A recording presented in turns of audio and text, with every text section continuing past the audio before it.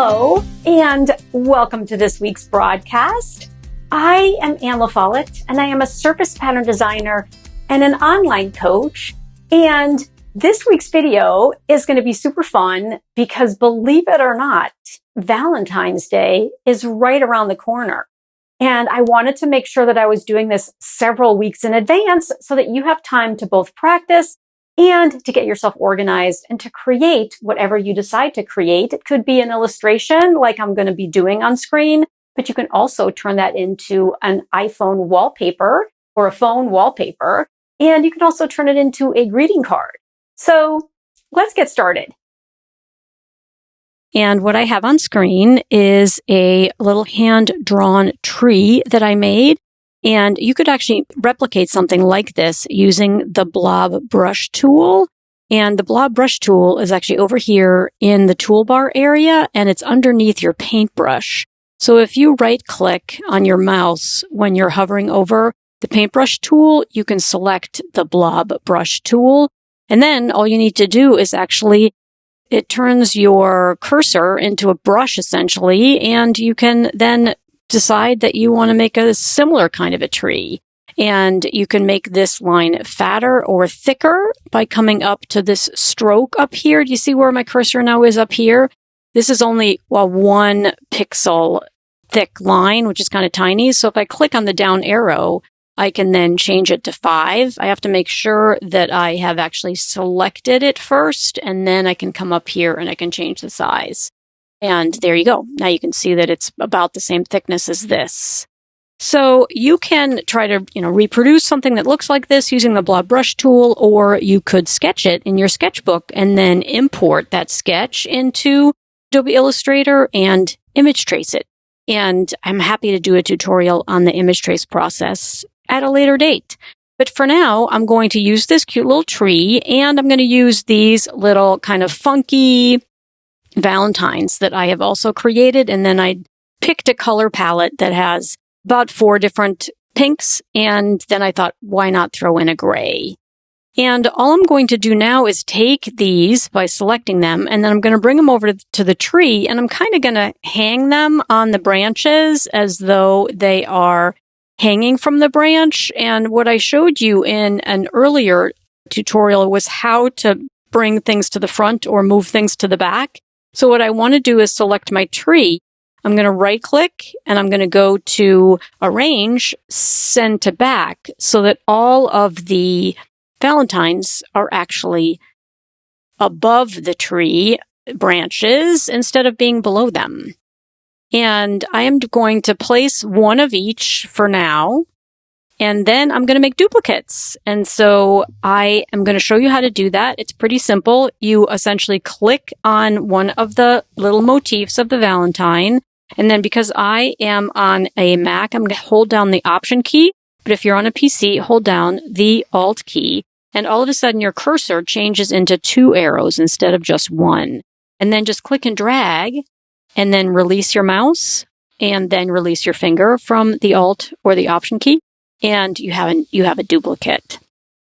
I'm going to keep building this out a little bit, and you can watch me.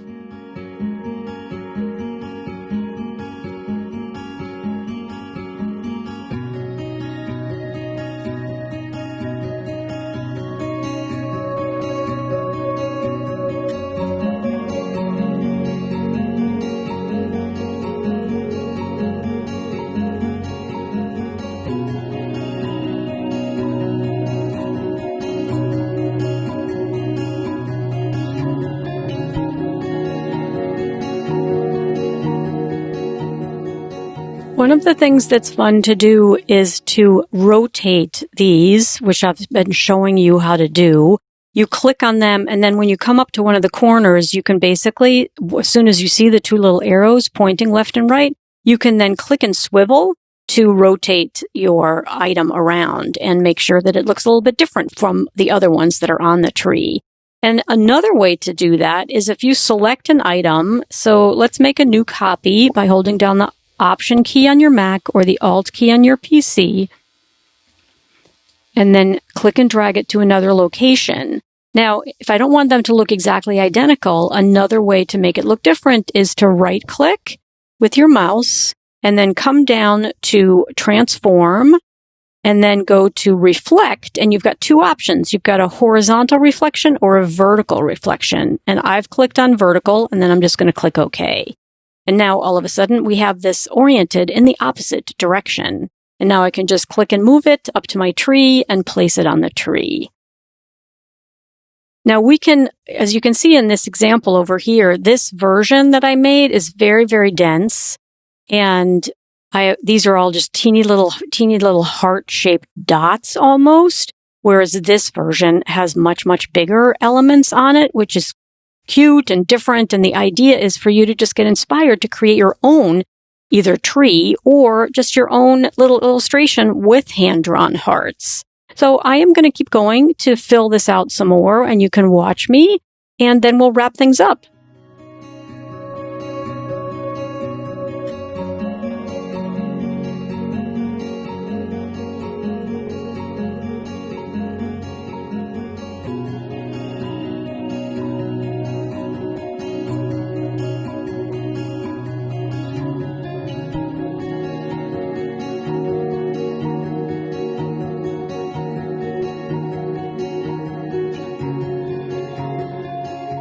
I can also reshape my little Valentines if I want to make them look even a little bit more different from one another.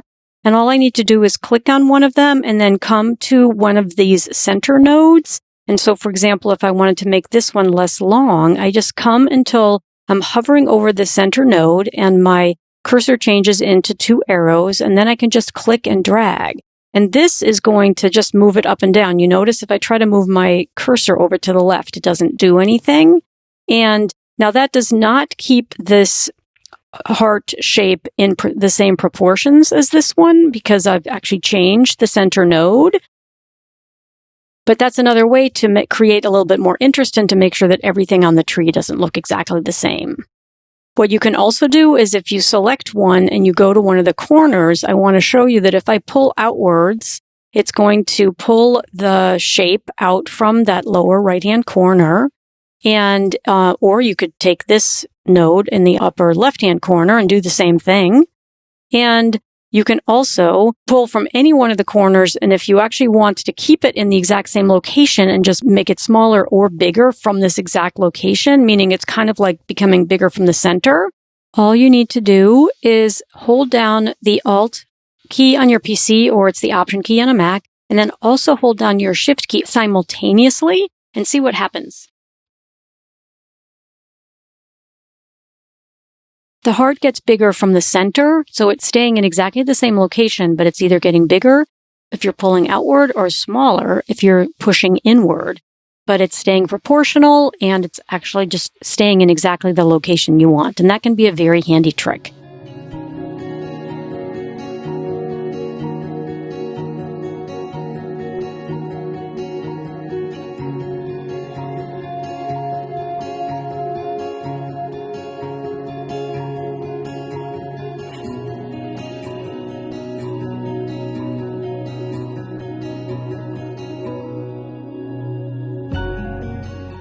I'm going to leave my tree here for now, and I'm going to wrap up with just a couple more words, and I'm going to come back on screen, and so I'll see you in a second.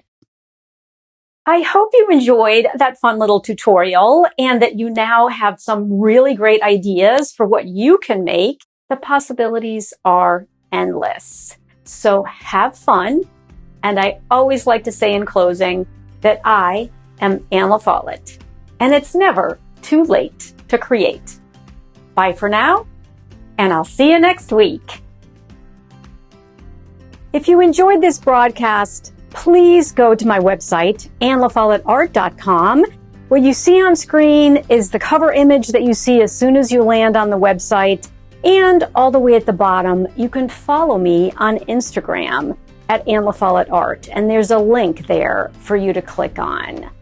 Also, please subscribe to my YouTube channel, Anne LaFollette, and you can click on the subscribe button and then hit that little bell so that you're notified the next time I have a broadcast for you.